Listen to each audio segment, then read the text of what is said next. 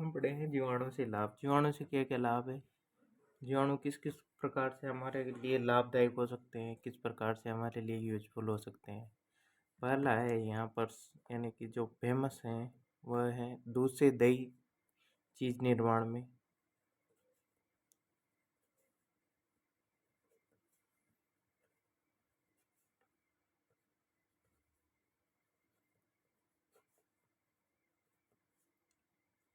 इसके अंदर जो जीवाणु कार्य करता है वह है लैक्टोबैसिलस।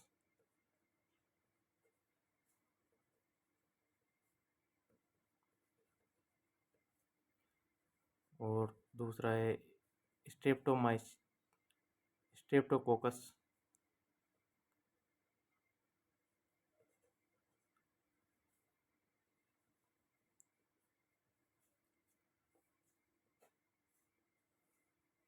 लैक्टोबैसिलस विटामिन B12 उत्पादन में सहायक है। ये हो गया पहला। दूसरा है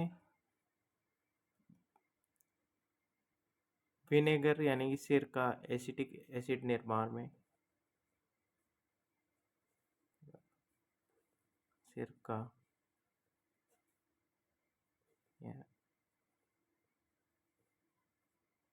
एसिटिक एसिड निर्माण में। इसके अंदर जो जीवाणु कार्य करता है वह एसिडोबैक्टर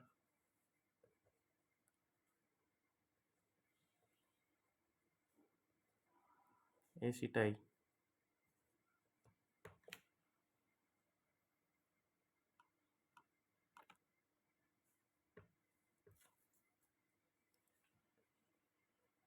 तीसरा है समुद्र से ओल साफ करने में।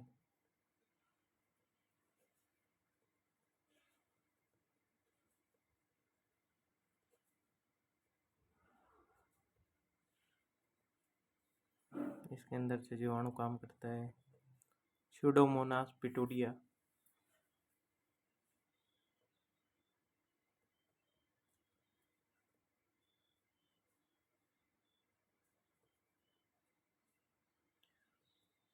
पिटूडा, इसको सुपर बग भी बोलते हैं, सुपर बग।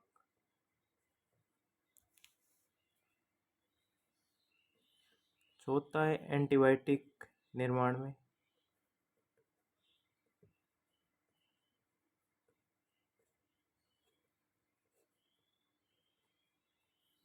जैसे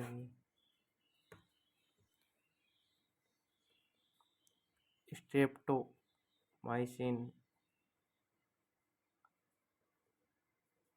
स्ट्रेप्टोमाइसिस वंश से।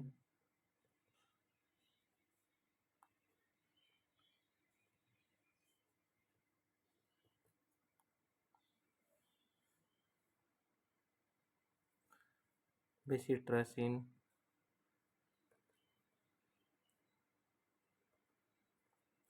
बेसिलस,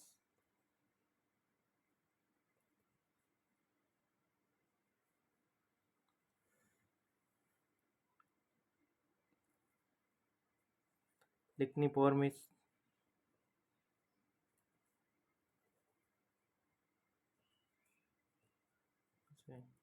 चाय की पत्तियों और तंबाकू में फ्लेवर देने में।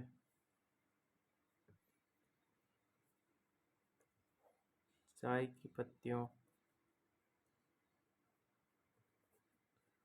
व तंबाकू में फ्लेवर देने में।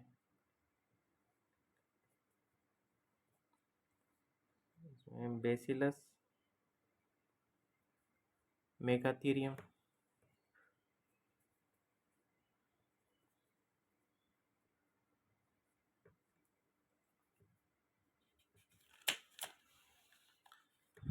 क्लोट बस्टर रुधिर थक्के को गोलने वाला।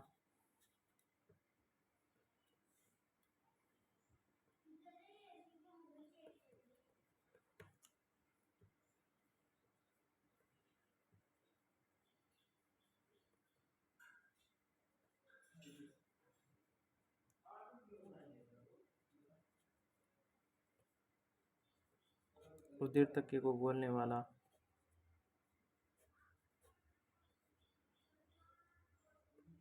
स्ट्रेप्टोकोकस जीवाणु से स्ट्रेप्टोकाइनेज एंजाइम स्ट्रेप्टोकोकस जीवाणु से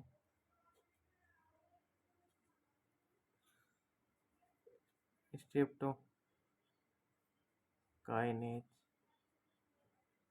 enzyme biotech and genetic engineering में भी इसका जीवाणु का उपयोग किया जाता है।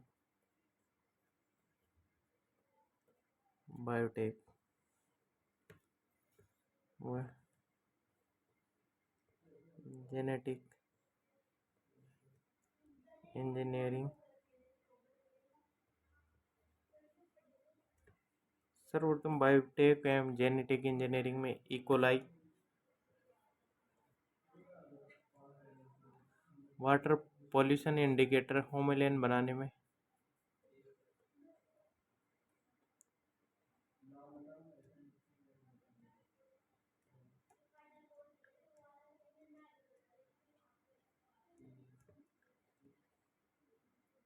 होमोलेन बनाने में जिसको संश्लेषित insulin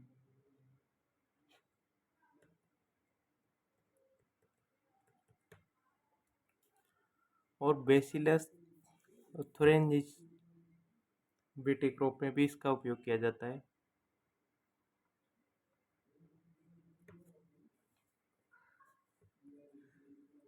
bacillus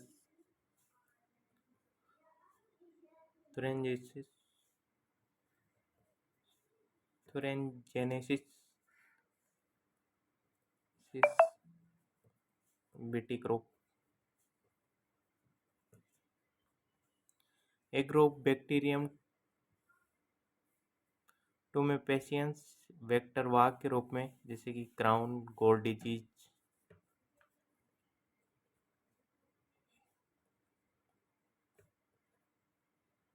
agrobacterium tumefaciens vector वाहक के रूप में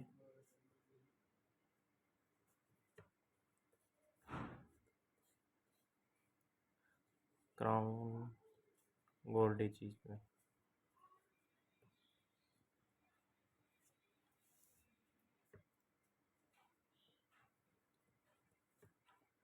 रेशों को अलग करने में भी जीवाणुओं का उपयोग किया जाता है। रेशों को अलग करना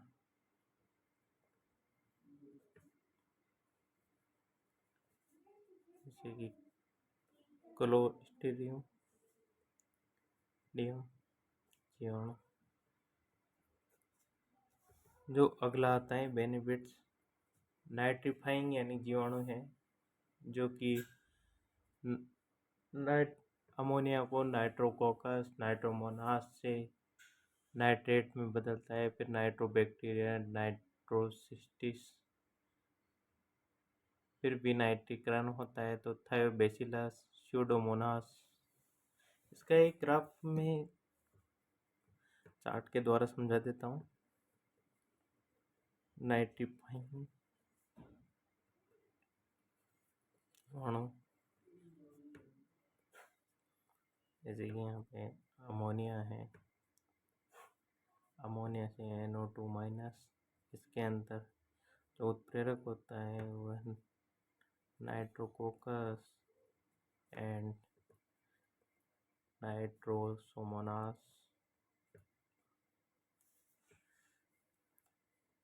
जो NO2 से NO3 के रूप में बदलता है। उसमें होता है नाइट्रोबैक्टर और नाइट्रोसिस्टिस पे इसका विनाइट्रीकरण होता है तो N2 में बदलता है तो डिनाइट्रिफिकेशन विनाइट्रीकरण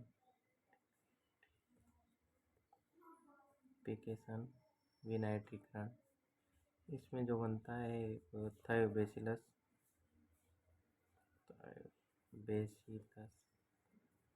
और स्यूडोमोनास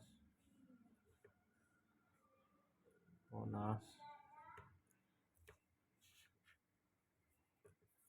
इसी पूरी प्रक्रिया को हम नाइट्रिफिकेशन यानी कि नाइट्रोजन स्थिरीकरण कह सकते हैं। नाइट्रिफिकेशन।